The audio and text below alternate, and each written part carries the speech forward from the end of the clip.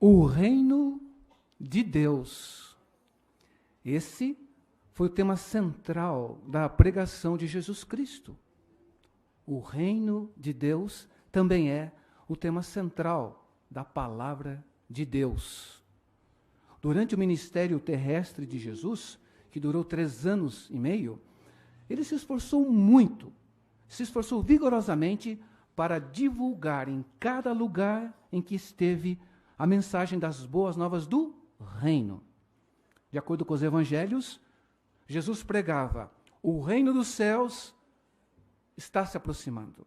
E incentivava seus ouvintes a continuar, a persistir em buscar primeiro o reino. Então, o reino era algo importante, importantíssimo para o Senhor Jesus. A mensagem das boas novas era tão importante que Jesus disse que seus discípulos deveriam continuar a pregar a mensagem das boas novas até o fim desse sistema de coisas. Mas note, ele não apenas sugeriu que eles fizessem isso. Não, ele ordenou, conforme Mateus capítulo 28, versículos 19 e 20. Ele disse: vão e façam discípulos de pessoas de todas as nações. E no versículo 20, ele adicionou: ensinando-as a obedecer todas as coisas que vos ordenei. E dentre as coisas que ele ordenou estava exatamente isso: pregar as boas novas do reino em toda a terra. Mas além de pregar, Jesus também ensinou seus discípulos a orar ao Pai Celestial, pedindo o reino.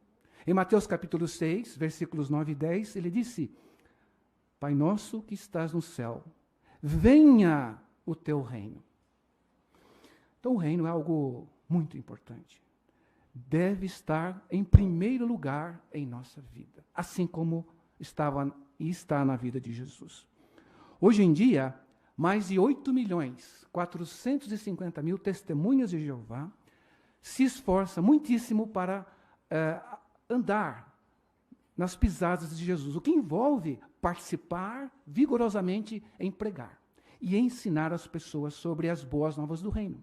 E fazem isso zelosamente em 240 países. Além de pregar, também oramos pela vinda do reino. Mas por quê? Por que as testemunhas de Jeová são tão dedicadas e zelosas nesta atividade de pregação? Bom, porque dão valor ao seu lugar no reino de Deus. Porque confiam no que a Bíblia ensina, de que o reino de Deus é o governo celestial que o soberano do universo, o Senhor Jeová, usará para realizar a sua vontade aqui na terra, como no céu. Sim, porque o reino de Deus é o melhor governo que a humanidade poderia ter. Então, isso tudo nos move a fazer o melhor nessa atividade. E de acordo com as profecias bíblicas, muito em breve o reino de Deus vai governar a terra inteira e acabar de uma vez por todas com todos os problemas e todo o sofrimento da humanidade. Mas talvez você agora esteja pensando: que certeza eu posso ter de que o reino de Deus é de fato um governo real? O que pode nos convencer disso? De que não é uma alegoria, uma ficção, mas um governo real. Vamos considerar então algumas particularidades do reino de Deus que vão nos dar essa certeza, vão comprovar que ele é mesmo um governo real. E não só isso, muito superior a qualquer governo que já tenha existido aqui na Terra. Primeira particularidade: o reino de Deus tem um governante extraordinário. Todo governo tem um governante, mas o reino de Deus é superior, porque o governante do reino de Deus é extraordinário. De quem estamos falando? Do Senhor Jesus Cristo. Ele possui qualidades maravilhosas. Vamos ver algumas delas aqui juntos agora, abrindo nossa Bíblia no livro de Isaías, no capítulo 9. Convido todos para acompanhar a leitura dos versículos 6 e 7, aqui de Isaías, capítulo 9. Notem as qualidades do governante do reino de Deus. Porque um menino nos nasceu, um filho nos foi dado, e o reinado estará sobre os seus ombros. Ele receberá o nome de Maravilhoso Conselheiro, Deus Poderoso, Pai Eterno, Príncipe da Paz. Será que existe algum governante humano que possua estas credenciais, estas qualidades? Não. Elas são somente do próprio Jesus. Ele sim tem essas qualidades e as usará em benefício da humanidade. E note o versículo 7. A expansão do seu reinado e a paz sobre o trono de Davi e sobre o seu reino não terão fim, de modo que este será estabelecido firmemente e amparado por meio da justiça e da retidão, desde agora e para sempre. O zelo de Jeová dos exércitos fará isso. Notaram? O zelo de Jeová, o soberano universal, é da vontade dele, é do propósito dele que Jesus governe nesse reino. Diz que esse reino tem o amparo. Então, Jeová é a fonte do poder. É dele que emana o poder para esse reino agir e operar. E é ele o sustentador, o mantenedor deste governo celestial. Diferente, então, dos governantes humanos, esse governante extraordinário, Jesus, não se corrompe, nem pode ser corrompido. Uma segunda característica ou particularidade do reino de Deus, ele exercerá todos os poderes, executivo, legislativo e judiciário. Ao passo que os governantes humanos só detêm um poder. Falando do poder executivo, acabamos de ver que o governante principal é Jesus Cristo. Mas ele não governa sozinho, não. Ao lado dele, junto dele, haverá co-regentes. Quem são? Quantos são? Veja a Bíblia responder isso aqui para nós. Por favor, abra sua Bíblia no Apocalipse, último livro da Bíblia, no capítulo 14. Veja quantos são estes que, junto com Cristo, constituirão o governo celestial, o reino de Deus. Apocalipse 14, versículo 1, lemos, a visão dada ao apóstolo João, ele diz, então vi o Cordeiro, Jesus Cristo, em pé no Monte Sião, e com ele 144.000, que tem o nome dele e o nome do seu Pai escrito na testa. Então, quantos são? 144.000. Quem são? Agora, avance para o versículo 4, na parte B. Falando dos 144.000, foram comprados dentre a humanidade, como primícias para Deus e para o Cordeiro. Portanto, estes que terão esse privilégio, essa responsabilidade de governar com Cristo, são pessoas selecionadas por Deus daqui da terra, seres humanos, homens e mulheres que foram ungidos com seu Espírito Santo e demonstraram lealdade intrínseca ao reino. Morreram fiéis e leais e serão ressuscitados para a vida celestial. E junto com Cristo governarão. Mas além da administração, Jesus e esses corregentes terão outras responsabilidades. Nesse mesmo livro de Apocalipse, no capítulo 20, versículo 6, diz que eles serão sacerdotes de Deus. Com que objetivo? Reconciliar os humanos imperfeitos com Deus. Sim, nossa condição hoje é de total imperfeição. Estamos sujeitos a pecar, a errar, a tropeçar, a errar o alvo. Mas, debaixo do governo do reino, Jesus e os 144.000 vão ajudar a humanidade a ser soerguida, ser restabelecida, ser reconciliada com Deus. Como? Pela aplicação plena e completa dos benefícios, do valor do sacrifício de seu Filho Jesus Cristo. Ele morreu justamente para isso, para que a humanidade pudesse ter de volta a condição original do propósito de Deus, que o homem fosse perfeito, refletisse com perfeição as qualidades dele. Por isso que Gênesis diz que o homem foi feito à sua imagem e semelhança. Hoje não refletimos isso, devido à imperfeição, mas lá, com certeza, isso será alcançado. E o que dizer dos poderes legislativo e judiciário? Bem, lá na carta aos Gálatas, capítulo 6, no versículo 2, fala sobre a lei do Cristo. Essa lei perfeita é a base na qual Jesus e os 144 mil vão julgar a humanidade. Pois o soberano do universo, o Senhor Jeová, confiou todo o julgamento ao seu Filho Jesus. E de que modo será executado, será feito o julgamento? Hoje, o que vemos, total corrupção, não é verdade? Mas debaixo do reino de Deus isso não acontecerá. Isaías 11, 3 e 4, uma profecia a respeito de Jesus, nos dá essa garantia. Ele, Jesus, não julgará pelas aparências, nem repreenderá meramente ou simplesmente pelo que ouve. Não, diz, ele julgará os de condição humilde com justiça e dará repreensão com retidão em benefício dos mansos da terra. Então os julgamentos serão feitos com justiça. Eles não serão enganados pelas aparências. Por quê? Eles têm o poder de discernir as intenções do coração. Então seu julgamento será justo.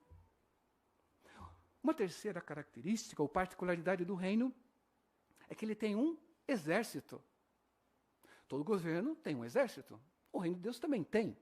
Só que ele é superior, muito superior. Por quê? Na realidade, o vasto exército do reino de Deus constitui-se dos anjos de Jeová. Estão sob o comando de Jesus. É a força militar mais poderosa que já existiu. A Bíblia fala que um só anjo, numa só noite, executou 185 mil soldados assírios. Numa só noite. Veja, a vasta miríades de anjos sob o comando do Rei Jesus Cristo. E em breve entrará em ação. Acabará com toda a maldade, perversidade, crueldade que existe aqui nesse planeta. Quarta característica, o reino de Deus tem um território para governar. Todo governo tem um território.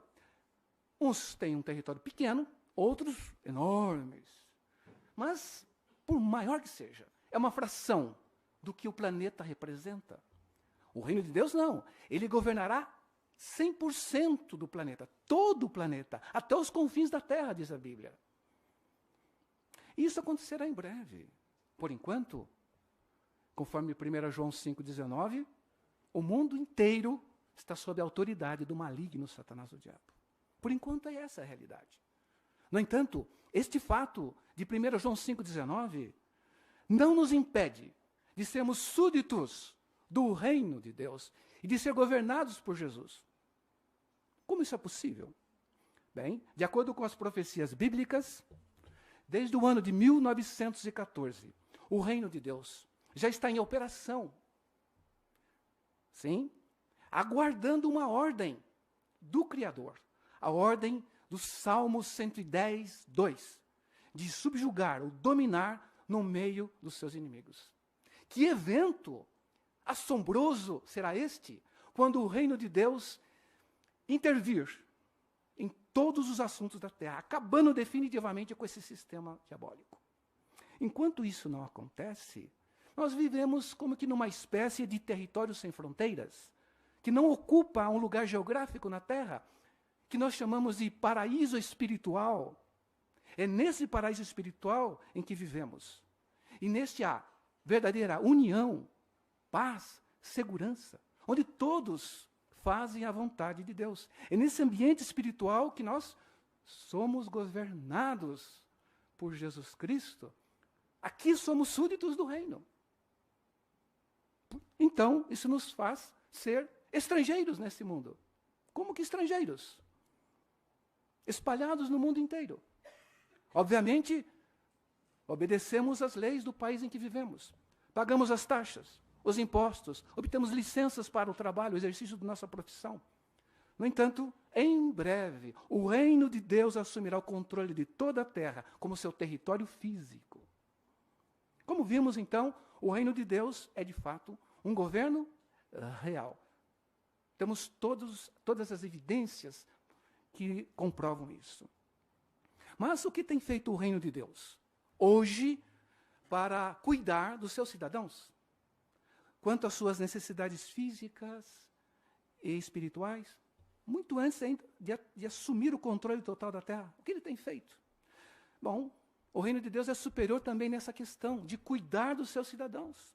E cuida de modo amoroso. Vamos citar 2 exemplos. Em 1994, mais de 800 mil pessoas foram mortas num genocídio, num país africano chamado Ruanda. Havia ali campos de refugiados superlotados. Então, para ajudar os nossos irmãos que moravam nessa região, as Testemunhas de Jeová na Bélgica, França e Suíça enviaram por avião cerca de 300 toneladas de roupas, remédios, barracas, alimentos e outros suprimentos. Uma equipe de 10 médicos e enfermeiras, todos Testemunhas de Jeová da França, foram lá prestar essa ajuda humanitária. Em 2 anos, a equipe realizou mais de 10 mil consultas. Tudo isso motivado pelo verdadeiro amor. No Brasil, em 2008, no estado de Santa Catarina, no sul do país, umas 80 mil pessoas tiveram de sair de suas casas por causa de deslizamentos de terra e enchentes. Essa calamidade foi descrita na época como um tsunami de terra, lama e árvores. Alguns irmãos encontraram abrigo num salão de assembleias. Eles escaparam apenas com a roupa do corpo, toda ensopada de lama. Mas, em meio a toda essa calamidade, o verdadeiro amor minimizou a dor e o sofrimento. Na época, uma irmã que passou por isso disse: nunca vou esquecer como os irmãos nos consolaram. Recebemos muitas demonstrações de amor. Esse incidente me ensinou a sabedoria de armazenar tesouros espirituais. Esses exemplos ilustram muito bem como o reino de Deus é superior. Ele cuida muito bem de seus cidadãos. Diante de todos esses fatos, será que não ficamos ainda mais desejosos de viver como cidadãos debaixo desse reino? Com certeza, ansiamos esse tempo. Por isso, precisamos nos certificar do que Jeová e seu Filho Jesus esperam de cada um de nós. Porque não é o caso agora de levantar a mão e dizer: eu quero ser cidadão do reino. Não é isso. Entrar numa fila e pegar sua senha. Preencher lá um requerimento. Não é isso. O que será que está envolvido em ser admitido como cidadão do reino de Deus? Uma ilustração ensinada por Jesus Cristo vai nos ajudar nisso. Ela é chamada de ilustração das ovelhas e dos cabritos. Você já leu sobre isso? Se leu, terá a oportunidade de ler novamente. Então, abra sua Bíblia aqui em Mateus, capítulo 25. Vamos ler os versículos 31 em diante. E ao ler, tenta perceber o que se espera de nós, para sermos cidadãos do reino. Mateus 25, 31. Jesus disse aqui: quando o Filho do Homem vier na sua glória, e com ele todos os anjos, então se sentará no seu trono glorioso. Todas as nações serão reunidas diante dele, e ele separará as pessoas umas das outras, assim como o pastor separa as ovelhas dos cabritos, e porá as ovelhas à sua direita, mas os cabritos à sua esquerda. O que Jesus quis nos ensinar aqui? Notou que ele vem, o texto diz que ele vem na glória, na sua glória, e com todos os seus anjos poderosos. Isso significa que quando isso acontecer, ele virá para pôr fim a esse sistema iníquo. O texto diz: todas as nações serão colocadas diante dele.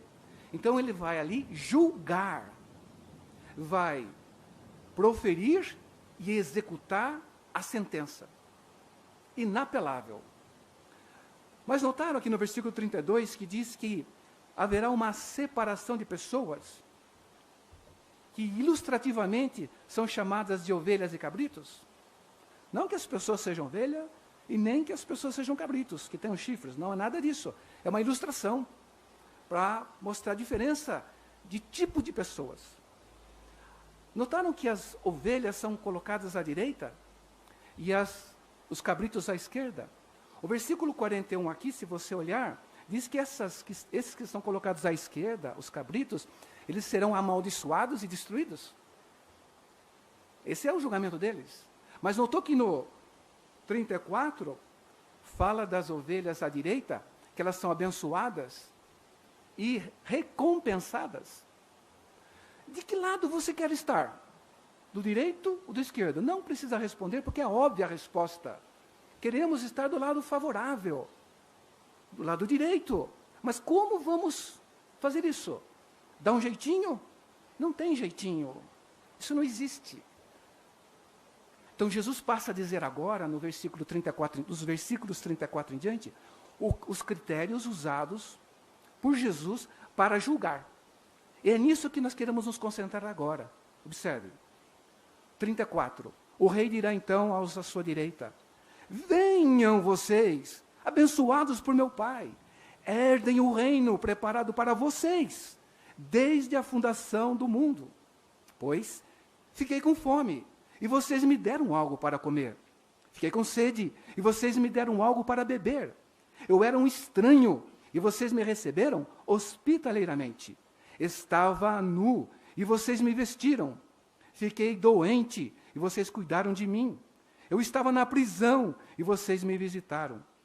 Então, os justos, os da direita, as ovelhas, lhe responderão: Senhor, quando foi que o vimos com fome e o alimentamos? Ou com sede e lhe demos algo para beber?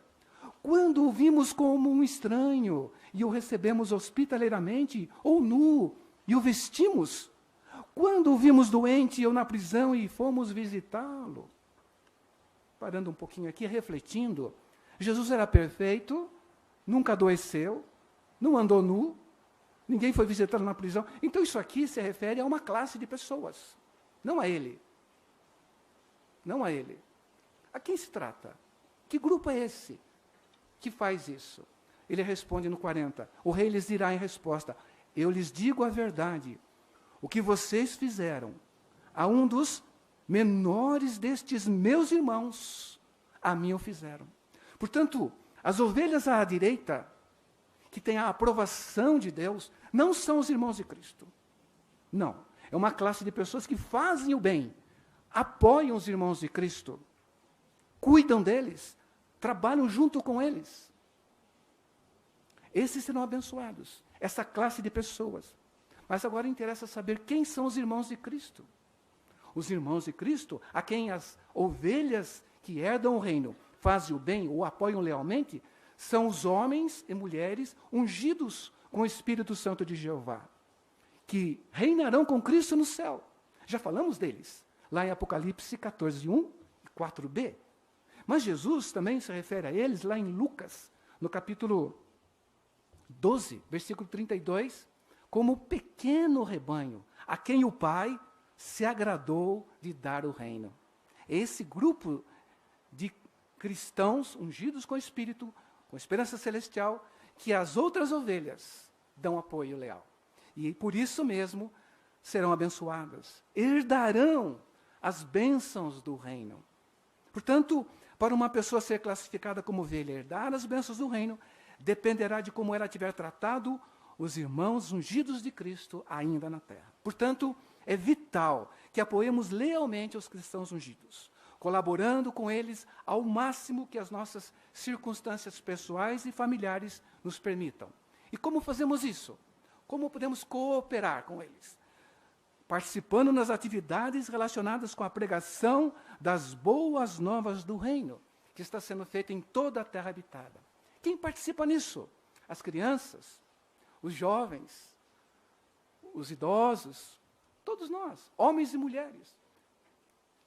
Todos nós estamos envolvidos nisso. Queremos apoiar lealmente os cristãos ungidos, ajudando-os nessas atividades. Porque eles hoje são um pequeno restante. Precisam do apoio da grande multidão para fazer a vontade de Jeová. A nossa participação ativa, significativa, nessa atividade revelará o quanto ansiamos esse reino, o quanto valorizamos o nosso lugar no reino. E é isso vai nos ajudar a ter o favor de Jesus. Então queremos participar nisso, caprichar nisso, o melhor que pudermos. Cada um dentro das suas circunstâncias. Pense numa pessoa idosa, ela está limitada, mas ela pode fazer algo. E ela fará isso porque tem amor e quer mostrar seu apoio zeloso aos irmãos de Cristo. E eles, Jeová e Jesus, consideram uma injustiça não valorizar o que cada um faz, por menor que seja seu apoio, sendo o máximo que pode dar. Ele valoriza.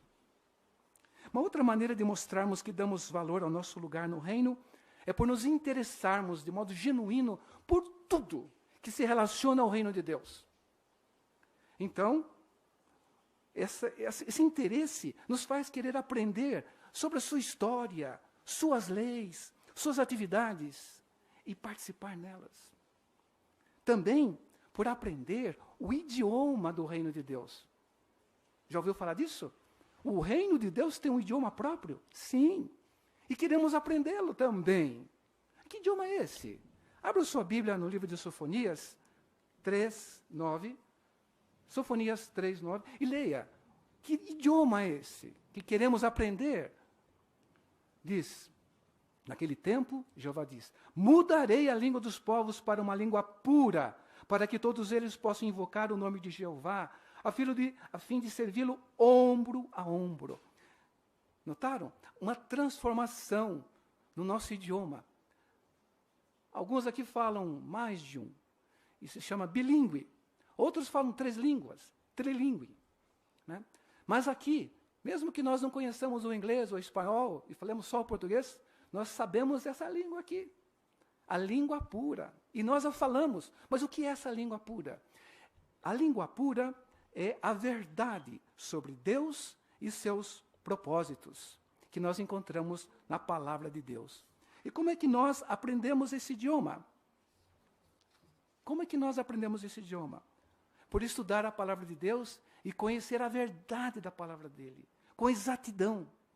E depois disso, vivemos de acordo com aquilo que nós aprendemos. Porque não basta apenas conhecer a verdade bíblica.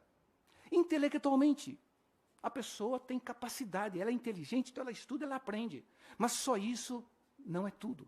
Para falar a língua pura, é preciso viver cada dia, todo dia, de acordo com os princípios da palavra de Deus. Por exemplo, o princípio de 1 Coríntios 6:18. Lá diz, fujam da imoralidade sexual. Fujam. Não é assim, fique longe, afaste-se. A ideia aqui é fujam. Exige uma ação, uma determinação. Porque o mundo está repleto de imoralidade, perversidade nessa questão sexual. Os valores estão sendo invertidos. Então, se a pessoa não fugir, conforme 1 Coríntios 6:18, ela vai ser tragada, contaminada e envolvida pela imoralidade. Então, temos que evitar tudo o que leva à imoralidade. A Bíblia possui muitos outros princípios que nos defendem, nos auxiliam, nos protegem, porque nenhum dos princípios de Jeová vai nos prejudicar. Nenhum. Todos eles visam o nosso bem-estar atual e eterno. Vale a pena segui-los. Então, já que consideramos tudo isso, qual é a nossa decisão? O que estamos determinados a fazer? Bem, de acordo com o tema do discurso, nosso desejo deve ser mostrar por ações que damos valor ao nosso lugar no reino de Deus. Por apoiar os irmãos de Cristo, fazer o melhor na pregação e por nos interessarmos genuinamente por tudo que está envolvido com o reino. Inclusive, queremos aprender o idioma da língua pura e viver segundo ela. Mas se você ainda não se dedicou a Jeová para fazer a vontade dele, mas deseja ser súdito do reino, quer aprender então a língua pura? Não fique preocupado. Se você está decidido a isso, você terá ajuda, muita ajuda. O reino de Deus vai lhe ajudar, por meio da organização que ele tem hoje na Terra. Uma organização global, que está unida em ajudar as pessoas. O foco é ajudar pessoas a sair desse mundo mal e viver nesse paraíso espiritual. Mas para isso a pessoa precisa aprender o que Jeová requer. Ter um estudo da palavra de Deus. Então, por meio da organização de Jeová, você terá à sua disposição a inteira palavra de Deus, numa linguagem compreensível. Você vai começar a ler a Bíblia nessa tradução e você vai ter prazer. Por quê? Porque você entenderá o que está lendo. Você não vai desistir, porque você vai compreender como seus olhos vão se abrir para as verdades. Isso vai estimulá-lo a fazer progresso em sentido espiritual. Portanto, aceite nosso convite, estude a Bíblia com uma das testemunhas de Jeová. Ela terá prazer em fazer isso. Você aprenderá que Jeová amorosamente preparou um lugar para você no reino. Você tem um lugar lá. Lembra que lemos sobre as ovelhas? Quando Jesus, o rei, diz lá no 25:34, que está preparado para vocês desde a fundação do mundo, está mesmo. Mas nós temos que fazer a nossa parte. Ele não vai pegar a gente pelo colo e levar. Nós precisamos agir. Todos os que se salvaram e tiveram a aprovação de Deus, agiram. Exige, então, decisão e ação da parte de cada um. E na medida que você estudar, você vai aprender também que todas as pessoas que viverem na terra debaixo do reino estarão unidas debaixo desse governo celestial. Isso incluirá até mesmo aqueles que serão ressuscitados. Conforme Jesus prometeu em João 5, 28 e 29. Lembrem-se, a Bíblia não mente. Então aqueles que nós perdemos na morte, pai, mãe, irmãos, amigos, que temos saudades e que estão falecidos, nós teremos a alegria de reencontrá-los, abraçar e viver novamente com eles. Note, que esperança maravilhosa. Até mesmo os ressuscitados terão oportunidade de se tornar cidadãos do reino. Então se esforce para estar lá e ter essa alegria. Portanto, agora é hora de ficar do lado do reino de Deus. Por isso, valorize o privilégio que você tem agora, diante de si. Dê valor ao seu lugar no reino de Deus. Se você fizer isso, com certeza vai receber bênçãos eternas.